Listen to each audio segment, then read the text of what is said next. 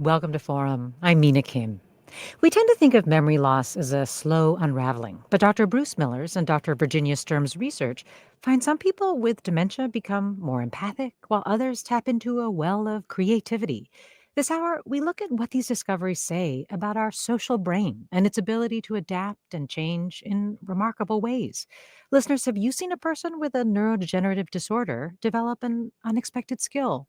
What changes have you noticed in a loved one experiencing memory loss or cognitive decline that you want to ask our doctors about?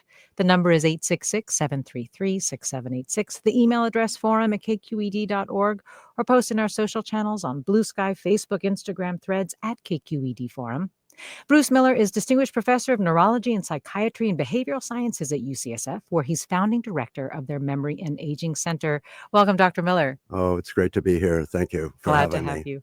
Also, Virginia Sturm is professor in the departments of neurology and psychiatry and behavioral sciences at UCSF. And at the Memory and Aging Center, she studies emotions, empathy, and social behavior in neurodegenerative disorders. Welcome, Virginia Sturm. Thank you for Glad to having have me. you as well, Dr. Sturm. And their new book together is Mysteries of the Social Brain. So, first, Bruce, I want to ask you about your findings on how creativity can flourish even while the brain is experiencing a neurodegenerative disorder. And I'm wondering if you could tell the story of Marcus, who I understand never had an interest in art, but Yes. suddenly started painting when he started losing his language faculties. Yes, I was taught in the discipline of neurology, which has always focused on deficits. And in the 1990s, when I was starting my practice at UCLA, beginning to see patients with degenerative diseases, that was how I looked at patients. And suddenly Marcus came into my office dressed in a wild purple shirt and yellow pants. He was obsessed with colors. He was obsessed with purple and yellow. And this was a change in Marcus. His visual perceptions were changing. Um, his son talked to me about his behavioral disturbance and his loss of language. And as an afterthought, showed me some pictures that Marcus had been painting. He was a banker. So all of a sudden, for Marcus to be painting was extraordinary for his son, a mystery. And I assumed it was a coincidence, but uh, started to think with Marcus and his caregivers about what had happened. And what had happened was that early in his illness, as he started to lose words and lose meaning of words, his visual systems geared up. He was seeing colors, feeling colors, obsessed with painting. Every painting he made was purple and yellow. This really odd obsession with these colors that were very much part of his inner world. And over time, with practice, Marcus became an extraordinary artist. He won many art fair contests with his pictures of parrots and dogs and turtles.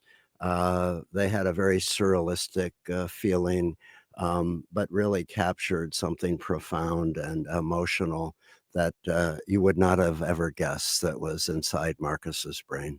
And what did you understand is or may be happening here? Yes. Well, this has become a bit of an obsession for me, just like the art is for our patients, and have worked with many people thinking about the artists that I've worked with. These are artists with degenerative diseases, and the theme is very, very similar.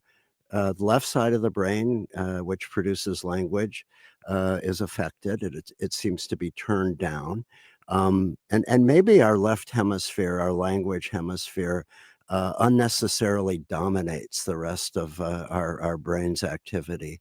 So as that language system turns off, we've learned that even with imaging, that the back of the brain, the visual part of the brain, turns on. Not everyone becomes an artist, but in one group of my patients, almost 10% Hmm. become artists in the setting of loss of function in the anterior temporal lobe on the left. Uh, uh, I think a really important story about how we work, how the brain works, and the real strengths of people with degenerative diseases that we have historically overlooked.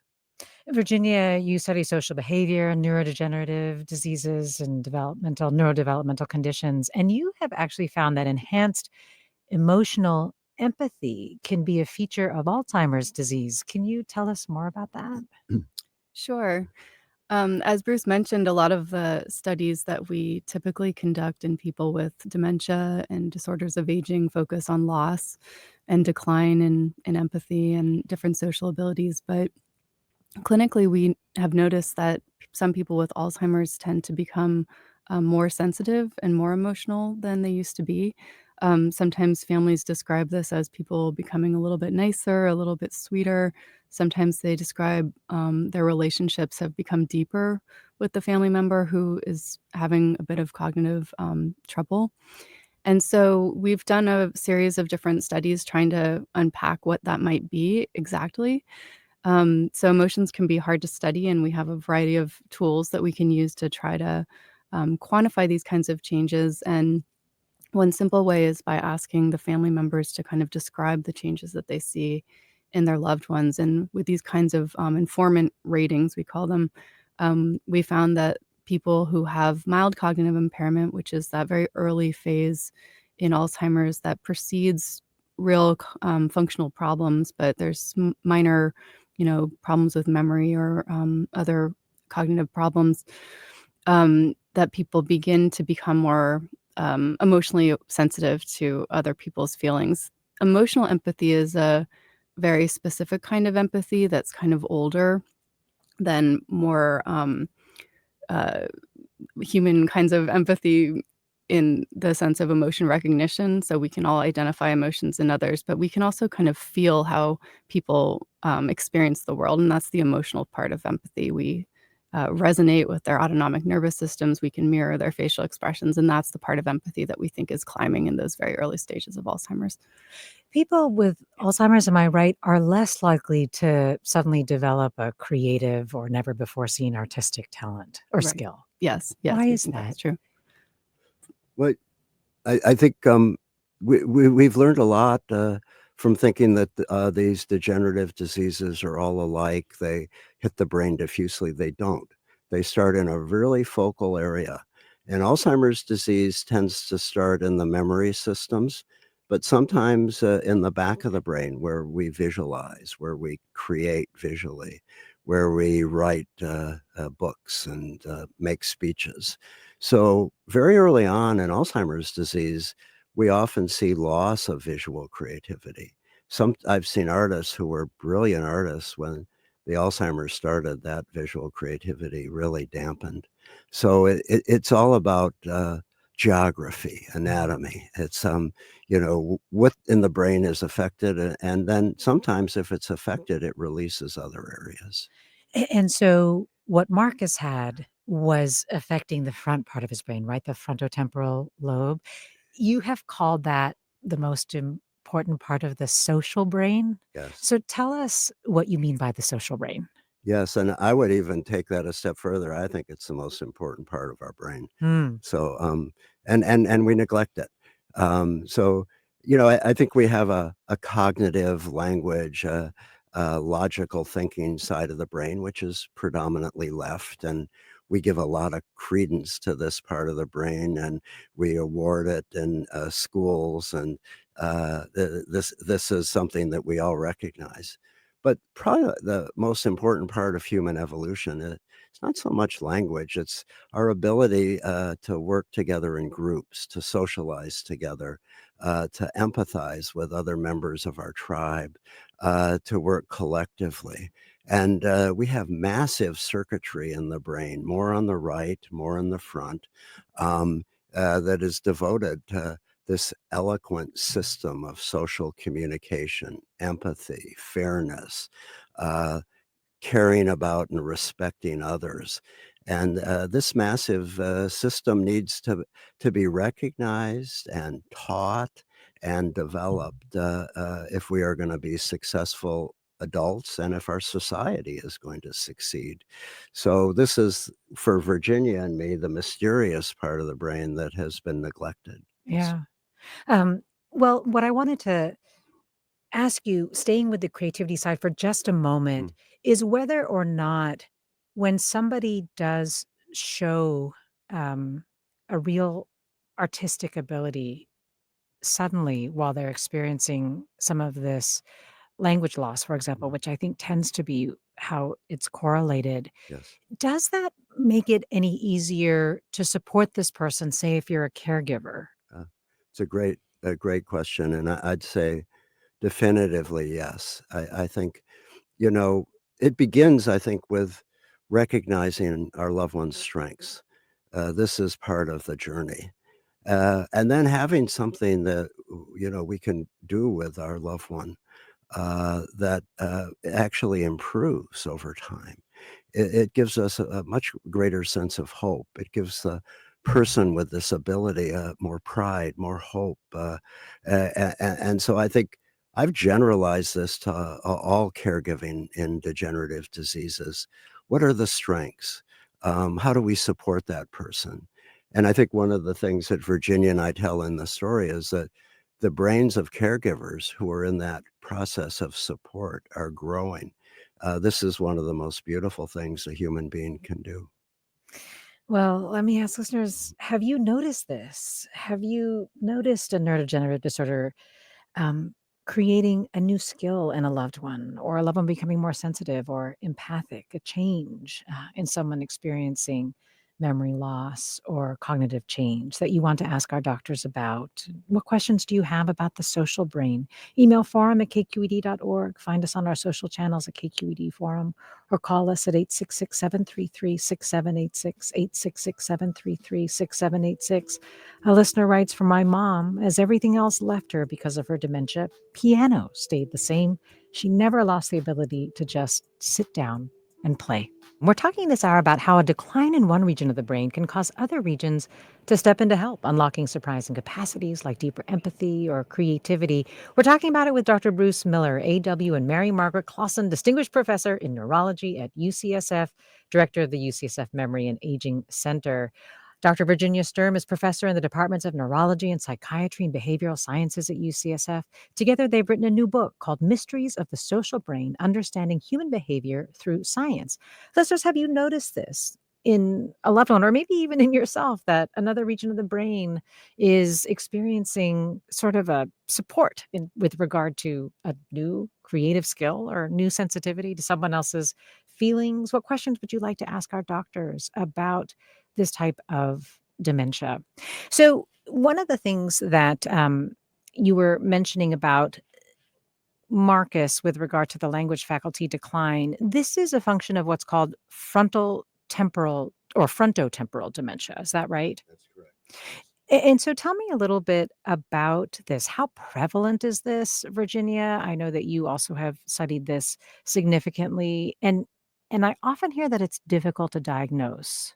Well, we think that frontotemporal dementia, or FTD, is probably more common than is realized, especially when people have symptoms under the age of 65.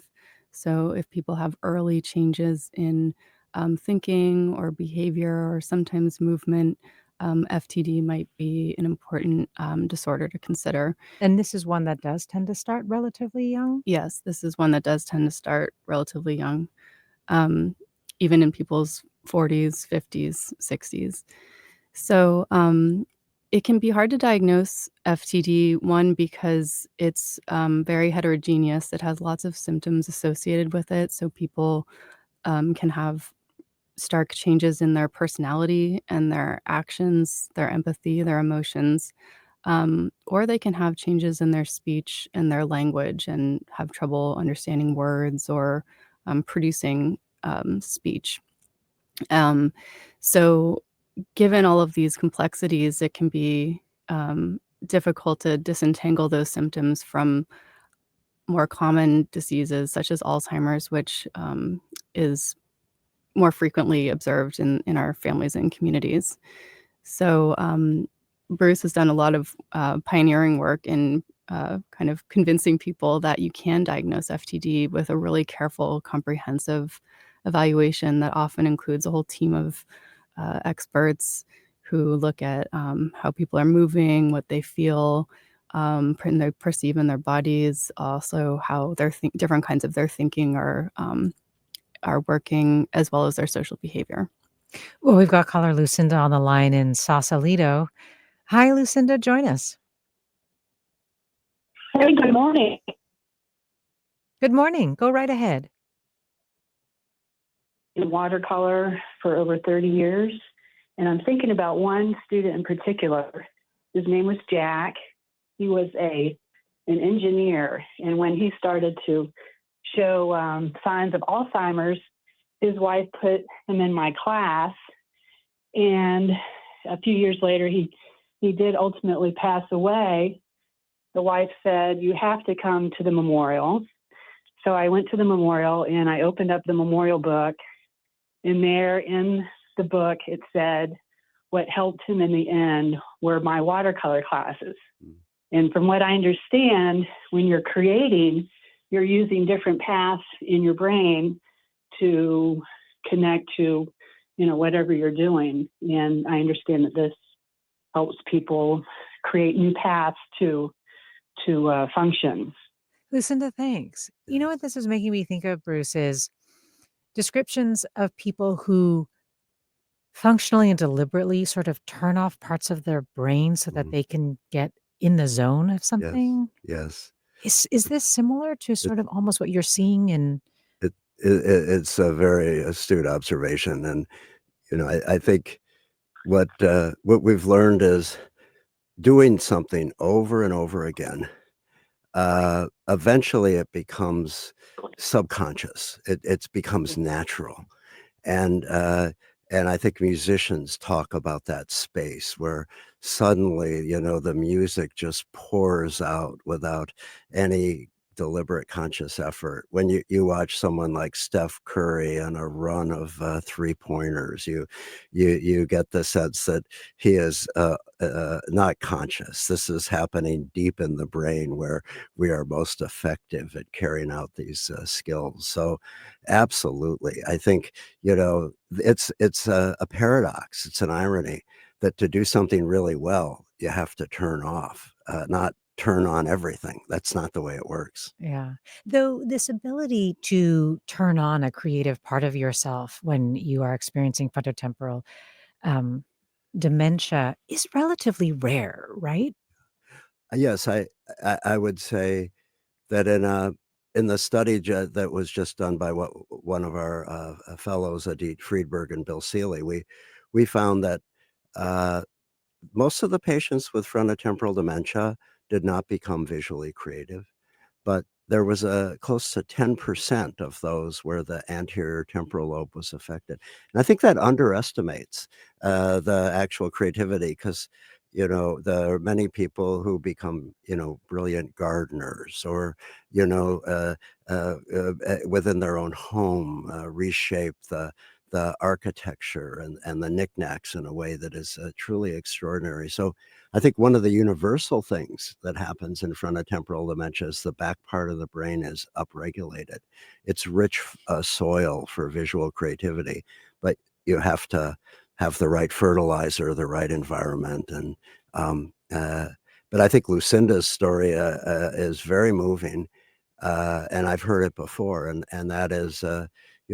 Getting someone involved in this visual emotional process can be the absolute saving part of their last years with a dementia. And it sounds like, Virginia, a role that a caregiver can play to create what, as Bruce is saying, is the right environment, the right fertilizer. I think being open to seeing new strengths is the first step. Some people just um, obviously there's a lot of pain and struggling, and it's easy to be overwhelmed and overtaken by that. Um, but yeah, keeping an open mind to looking for these glimmers of preservation or new interest, and kind of cultivating those and helping to give opportunities to grow those, I think, is the first step. So, one of the reasons I ask about it being rare is because the book you co authored with Bruce really gave a lot of examples of if this social part of your brain, the frontotemporal lobe, is degenerating, it actually has very significant consequences with regard to people's social faculties. I'm wondering if you could tell the story of Thomas. Sure. Yeah, so a lot of people with frontotemporal dementia who have predominant atrophy or tissue loss in the anterior temporal lobes, especially in the right hemisphere, can have profound changes in empathy. And so Thomas was a man who had been a very caring, kind husband and father. And over time, his wife noticed that he became a bit more distant and disconnected. And there was one kind of striking example where she had cut herself in the garden with some gardening shears and, was bleeding and crying. And his response was really cold and pragmatic and just like, well, I need to return the gardening shears to the neighbor who they had borrowed them for, and she wanted to go to the hospital, and he really just missed all of the pain and suffering that she was, clearly exhibiting, and to her, it was this very striking moment where she realized something was very wrong and very different in Thomas, like, that wasn't the person he used to be. In the past, he would have been much more responsive, to her pain. So empathy is this ability that connects us to people and helps us to not only understand how other people are feeling, but to be motivated to help them in times of need. So if you can't recognize that someone is in pain or you can't feel and share that pain, then you're not motivated to do anything. You don't really think there's a problem. And we think that's what happens when there's this prominent atrophy in the right anterior temporal lobe and the insula, another part of the brain that's nearby that helps us to know how we're feeling in our own bodies. Yeah. Bruce, I'm wondering if you could contrast Thomas with another patient, Jamie. Tell us Yeah. about Jamie. Yeah, well, Jamie was a really like Marcus, one of the first patients that I ever saw with frontotemporal dementia, and really seared into my brain, you know, facts that I never understood before. So, Jamie, as it turned out, had a genetic form of frontotemporal dementia, and she was incredibly creative with this illness. Designed special swimming programs for college athletes. At the same time, was incredibly cruel and disinhibited. She ended up, with great good fortune, having someone from her high school coming back and meeting her in midlife and actually marrying her. And he protected her throughout the course of her very sad illness. Yeah, at one point, she even tried to strangle him, right? In my office, it was the most startling thing I ever saw. She was totally mute. She had no use of her left hand. The right hemisphere, the social brain was really down to a little walnut in size. And as he was talking, suddenly her right hand reached out, and without a major effort on my part and her caregiver's part, she could have killed him. Uh, and so this incredible sociopathy that she developed, remarkably, actually ran in the family. It was associated with this gene. So her mother had made a major invention, but burned down the factory in her 40s to get insurance. And within 10 years was in a nursing home with the same degenerative Mm. dementia. So my friend Dan Geschwin and I studied this family with sociopathy, lots of creativity associated with it. And eventually, we helped to find the gene that was responsible for this subtype of frontotemporal dementia. The reason that I asked you to contrast this is because, and I guess in Jamie's case, it's genetic, but that, both Thomas um, and Jamie were sort of different in their Yes, degenerative lives, right? Like Thomas was actually a very empathic, caring, very giving soul, whereas Jamie was less so. And then when the degeneration occurred, Jamie's sort of social circuitry was so weak yes, that she was quite violent against her own caregiver, who sounds like an extraordinary person. Whereas Thomas was cold and, not responding appropriately as one would yes. expect one to do when someone is hurt, which I think is interesting. So I guess what I'm wondering is, can you do something in your lifestyle to improve your social circuitry so Mm. that if you experience sort of degeneration in this front part of your brain, you're more likely to be a little bit like Thomas and than maybe like Jamie, Virginia? Yeah, it's a really great question. Um, I mean, we think like all abilities, there's a normal range of, empathy and kindness kind of in all of us. Some are just born very empathic and some of us aren't. And that's not necessarily problematic or a sign of any disorder or illness. But like you said, if there's a significant change in where you started, then we start to worry about a disease. And that's kind of what happened in Thomas. He had a nice, healthy social brain, but for some reason that we don't understand, at some point, this disease process began in his brain and then attacked his social systems, and he lost those abilities. So we do think that we can all kind of bolster systems in our brain deliberately with effort and intention. People focus a lot on different cognitive games or crossword puzzles, things like that, and those could be great for those kinds of skills. But for social interactions or for social behavior, we think that really interacting with people is kind of at the heart of it, so doing the things that make your brain more responsive to others and more attentive to their needs by interacting with people. There's research on things like volunteering and, interacting intergenerationally can be great for the social brain, but doing things with that give you a sense of purpose and meaning, I think, in addition to just increasing your social engagement can be great for boosting the social brain. So then is interacting online or on social media just as fortifying, Bruce? Absolutely. Every caller that is calling in today is benefiting the social brain. So absolutely. Well, Yes. let's get to some more callers. Let me go to Bill in Danville. Hi, Bill, you're on. Yes, hi. I'd like to share what I think is a relevant story. My mother-in-law, who was Japanese, went to skilled nursing with Parkinson's disease at age 95.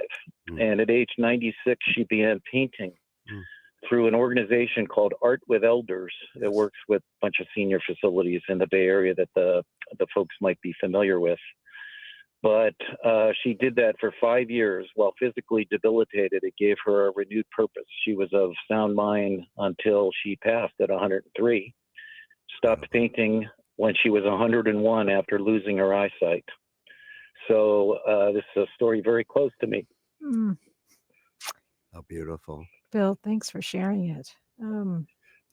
We love Art with Elders, by the way, Bill. Thank you for this. We have a show of these elders. I think it's the most beautiful art that ever comes into the Memory and Aging Center, but once a year. And I bet your mother-in-law had one of those paintings on our walls. But absolutely, there's no age that is too old for either kindness or creativity, and bringing out the best in people is, one of the finest occupations that one can ever have. Bill, I heard you say so. Was there a thought you wanted to finish there? Only that she did participate in the annual exhibit, and boy, it just lifted her spirits. Pardon me? Bruce called it. He said, I bet her art was there. Yes, it was. So thank you very much for the topic and the show. Regular listener. Oh, Appreciate Bill, it. thanks for the call. Jean writes, I grew up with a very angry, critical, and suicidally depressed mother. When she developed dementia in her later years, she changed. As the dementia progressed, she became increasingly more pleasant, easygoing, and accepting. It was almost as though the brain damage that caused the dementia released her from the negative prison she'd been living in all her life. What a shame it took serious brain damage for her true self to shine through. Release. I feel like I hear that a lot. Why does that word feel applicable, feel appropriate? Yeah, it's a common word used in behavioral neurology to suggest that there was kind of some unleashing of an ability that was always lying dormant and couldn't be freed until, unfortunately, a disease process kind of unchained it from those shackles. Yeah. So it suggests that we all have these abilities kind of within us that are hidden and tucked away that if for whatever reason we could let them out, Yeah. we'd all have greater human abilities and potential. Is this partly what you mean, Bruce, when you were saying at the top that you were taught to think of the degenerative process as deficits. Yes. How would you want to reframe it? I would want to reframe it around loss of function in specific circuits. So, and that's how this works for many, many years. A circuit is slowly eroded. I think we have great hope now that the new medicines and the new approaches will stop that erosion. Emily Dickinson called it decay. But we also know that sometimes circuits are turned on too strongly. That domineering, aggressive, self-oriented circuit that works in some ways in life prevented our caller from, really connecting with her mom, the kinder, gentler side that was really suppressed. Well, I definitely want to hear more about those potential therapies, maybe even cures right after the break. We're talking with Dr. Bruce Miller and Dr. Virginia Sturm of UCSF, both professors in the departments of neurology and also at the Memory and Aging Center there. You're listening to Forum. I'm Mina Kim. We're talking about dementia and the mysteries of the social brain, in particular how a decline in one region of the brain can cause another region to step in to help. Cases like this are being studied at UC San Francisco's Memory and Aging Center, and they're being studied by Dr. Bruce Miller, a director of the Memory and Aging Center and professor in neurology at UCSF, and with Dr. Virginia Sturm, professor in the departments of neurology and psychiatry and behavioral sciences at UCSF. Their new book is Mysteries of the Social Brain, Understanding Human Behavior Through Science. Listeners, have you noticed a person with a neurodegenerative disorder develop a particular artistic skill or become more sensitive or empathic? Have you noticed a change in a loved one experiencing memory loss or cognitive change that you want to ask our doctors about? What would you like to know about the social brain, or what questions do you have about the best ways to strengthen our social circuitry? 866-733-6786, the number. Email address forum@kqed.org. Find us on Blue Sky, Facebook, Instagram, and Threads. We're at KQED Forum. Ross writes, as my wife's condition developed, her artistic ability failed her and her social skills were overwhelmed, but her loving personality seemed to survive. As her caregiver over many years, I think I emerged after her death as an avatar of her higher qualities. I am a more generous person, possibly wiser, and I write poetry where I did not before my experience with her. Wow. Jamie writes, my grandmother had vascular dementia, and she indeed became much kinder and gentler as her disease progressed. She was a bitter woman. I always interpreted her softening as related to her decreased ability to ruminate on the pains of her past. Is this possibly a factor in these attitudinal shifts? What do you think, Virginia?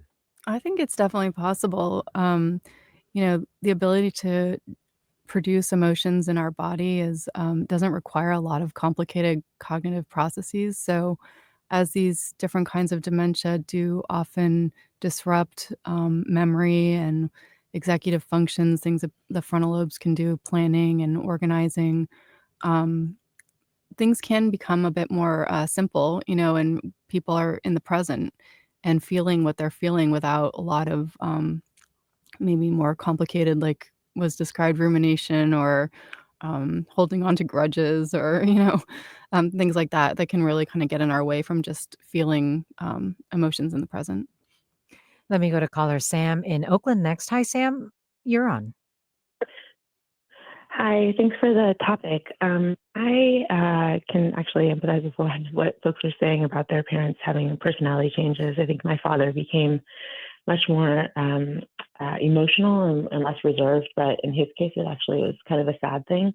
But I was calling because, he has vascular dementia, and there's not a lot of services for people who have, who are still, I like to say he's 85% there. And he is, able to feed and clothe himself and cook for himself and things like that.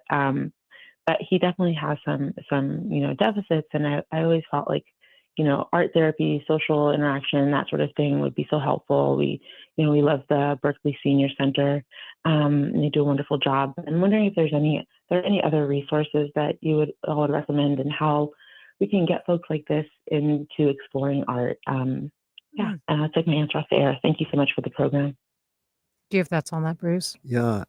I mean, I think everyone is different. I think that this is, one of the things I've increasingly realized, for some people, music is and dance is the absolute right thing to do. For others, it may be visual creativity. I think a lot of data suggests that exercise is really good for the brain. We release compounds that we call exerkines. These decrease anxiety, depression, irritability. So, I think someday, as we get more sophisticated, and I hope it happens soon, with regards to the caller's question, we will have a personalized approach to everyone with these disorders. And, in her father's case, maybe just socializing, just talking in groups. Virginia did, I think, a gorgeous study around gratitude and awe, which maybe she could say a word about how this affects people. Please. Sure. Well, in this study, we tried to use emotions, and specifically positive emotions, or what we call prosocial emotions. So these are emotions like awe, compassion, and gratitude, to see if we could benefit people who, as they were aging. And so awe is a very interesting emotion because it helps us feel more connected to this larger world around us. And we feel small when we feel awe because we feel in the presence of something vast, but we feel more a part of this larger world. And so it has this very important social function. So we did this study where we asked older adults to take awe walks. And these were just very simple outdoor walks once a week for 15 minutes.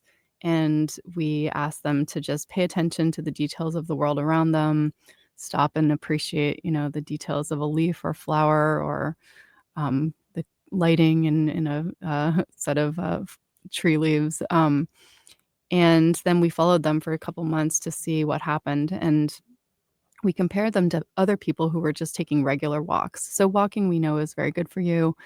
Being outside, being, a little bit of exercise is all good. So all walks had to kind of go above and beyond any benefits of exercise to convince us that they had a special kind of role.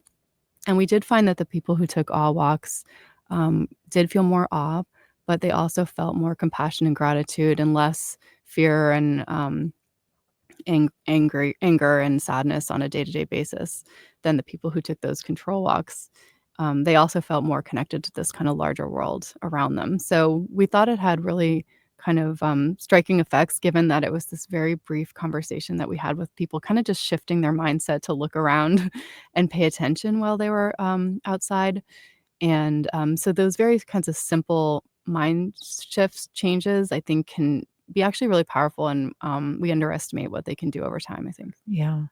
Listener Kim writes, my 92-year-old mother has expressive aphasia with other aspects of neurodegeneration. She has lost her ability to speak, but yet there are times when she can speak clearly, usually after we prompt her with a memory or a photo of a family member. Is there any attempt to understand how we can rewire a brain for speech? Yeah. We, much to my surprise, when we started to look at the patients who had the progressive aphasia, progressive loss of speech and language, they actually improved with formal rehabilitative therapy. So this to me was remarkable. It's a degenerative disease affecting the circuits in the left side of the brain that allow us to speak and understand. Yet, even in the setting of that illness, regular work with a speech and language therapist made a difference. And it seemed to last for approximately a year. So for me, this was a surprise. I didn't think that we could really rehabilitate the brain in a degenerative disease, but it's not a cure. But in terms of quality of life for people with these illnesses, it's a first step. And as the medicines start to come, this will be unbelievably critical. I promised our listeners we would talk Mhm. about where things stand with treatments. Where do things stand with treatments, Bruce? I think we're really on the verge of something very profound, in the same way in our society with the vaccines related to polio. Suddenly an illness disappeared. I think that more and more we understand the molecules that are responsible for these diseases, understand the genes, realize that if we intervene in an early way, that we might even prevent these diseases from happening. And we have some really specific targets. I'm a I'm a Taoist when it comes to this. The protein tau, I think, is absolutely the critical molecule that we must lower if we are going to treat these degenerative diseases. So, UCSF San Francisco is just an extraordinary place. We work with Jennifer Doudna, Nobel laureate who invented CRISPR, Claire Cleland, Fyodor Umov. They're all working, thinking about lowering tau with CRISPR therapies. So gene editing, I guess, is the shorthand for it. You've got it, gene editing, and isn't it remarkable that a discovery just a few years ago suddenly is being applied to these horrible diseases? Yeah, I imagine gene editing, though, that is before it's pretty advanced Yeah, to be yeah. really effective. It's everything. It's getting in very early. I think we don't think we're going to be very effective in people with advanced disease. We've learned this in Alzheimer's. We must get people in the very earliest stages, and then we start to even imagine cures. So the key is detecting it early and Detection. knowing what the markers are Yes, and yes, knowing how maybe social, what appears to be social degeneration is in fact a marker when we yes, consider the power of our social brain. exactly. That's what we're talking about with Dr. Bruce Miller and with Dr. Virginia Sturm and their book, Mysteries of the Social Brain. Let me go next to caller Amy. Looks like maybe we lost Amy. Let me go next to caller Nell in San Francisco. Hi, Nell, you're on. Hi, thank you so much. This topic is so fascinating. Both of my parents suffered with dementia. My dad's still alive, though, and he's been an artist his whole life, pretty accomplished. And watching the progression of his work change over as his disease progressed, and the subject matter changing to this kind of extreme and disturbing subjects for periods, and then mellowing out a bit. He's always had a great sense of humor, and there's humor in his work, but there was a very dark period, and it's been fascinating, upsetting, but fascinating. And at times I've almost wondered if there were drug interactions that were bringing up certain things, or if it was just a phase of his disease. He still draws almost every day. Wonderful. With not much what we would call facility. Doesn't really look like his work at all anymore, but he picks up bits of trash and glues it to other things, and it's he's in his mid-80s now. It's just really amazing to me how he's held on. Well, Nell, thanks for sharing that. I saw you nodding, Virginia, as Nell was sharing that story. What were you connecting to there and what Nell was saying? Well, these diseases are very slow and gradual, and we think that they progress not randomly through the brain, but through these very specific connected neurons. And so I was just kind of thinking about whether the changes in art that you noticed might reflect how the disease had affected a new part of the brain, or a different side of the brain, or there's some kind of tipping point that caused some shift in the art, or a dark period like you described, that then resolved as the disease kind of moved on, Yeah. and so it makes sense to me that there could be these kinds of waves of different kinds of themes or feelings in the art. I don't think we've have the studies that have done it, longitudinal deep analyses of themes across degenerative processes, but that would be very, very interesting to kind of map those things together. So I just wondered if that's what, could be explaining her Fascinating. observations. Well, let me remind listeners, you are listening to Forum. I'm Mina Kim. And I believe Amy's back. Amy in Berkeley, are you there? Join us. Hi, yes, thank you so much. Thank you so much for this really meaningful show. I've had the honor of being caregiver to both of my grandparents when they had dementia. And one of the things that I really noticed was well, there were a few things, and then I have a question. But the importance of family and friend connections and people staying connected, and how that was so important to their social interaction, as well as the day centers that they went to. But along those lines, like my grandfather had a trade. He was a tradesman, but he also had been a boxer when he was very young. And when he got older, he didn't remember anything about his identity hardly, except that he was a poet, that he did just, for his own pleasure, as well as boxing. And one of the things that was really helpful for him was, although he could hardly walk, even with a walker, the day center got a speed bag for him. So he was every day boxing, had speed bag until 3 days before. But another thing was that my grandmother, who very sadly in her bad times would have flashbacks to being, what seemed to me flashbacks to being sexually assaulted, but my mom said it never happened. So, and my grandfather would alternately be sometimes very angry, that seemed very related to his experiences as a World War II soldier, and then afterwards incredibly remorseful for both how he had treated his caregivers or us, as well as what he had done in the war. And how much of what people, so my question is, how much of what people experience do you think are these parts of themselves that were not known before are actually things based on experiences they had when they were younger, that they didn't talk about or were suppressed, or even modification, being able to modulate their behavior. So not being angry, but maybe they felt angry inside when they were younger. Amy, thanks. Virginia. Yeah, it kind of reminds me of what we were talking about earlier with release.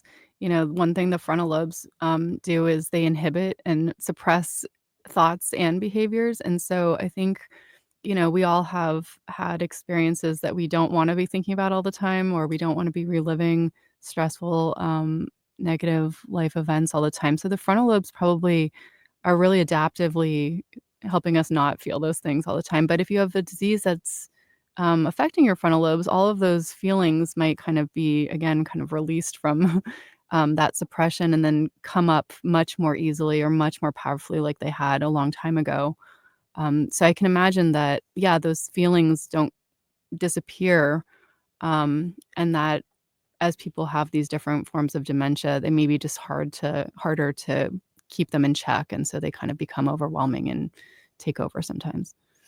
Well, a listener on Blue Sky writes, my grandfather was diagnosed with dementia after what we were told was a flurry of small strokes. When we would fly back east for visits, he would come in and out of focus. I had never once heard him crack a joke, but on one trip, he thumped my belly and said, I see they have food in California. So we've talked a lot about sort of reframing the way we think about neurodegenerative disorders. I'm wondering if you feel like what you're learning and finding, Bruce, has implications for how we think about aging. Yeah. I do think that there's a lot of fear that people do have about the fact that they will develop a neurodegenerative disease. Yes. I think my father always used to say, old age, you wouldn't want to live without experiencing it. And, I agree. I think, we change. I'm changing. And I love and embrace the changes. I think myself has gotten smaller. My grandchildren are bigger. There's a emotional world that I was too self-absorbed to really, realize. But yes, I think aging should be joyful, should be wonderful. And the brain is remodeling, and we play a role in that remodeling. What we do determines the outcomes of this. So we are not passive observers of this.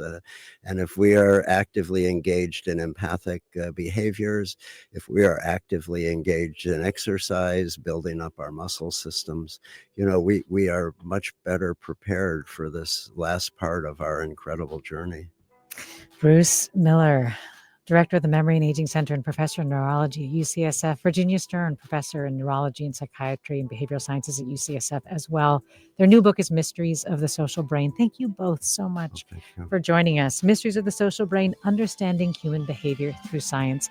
Thank you, listeners. You've been listening to Forum. I'm Mina Kim.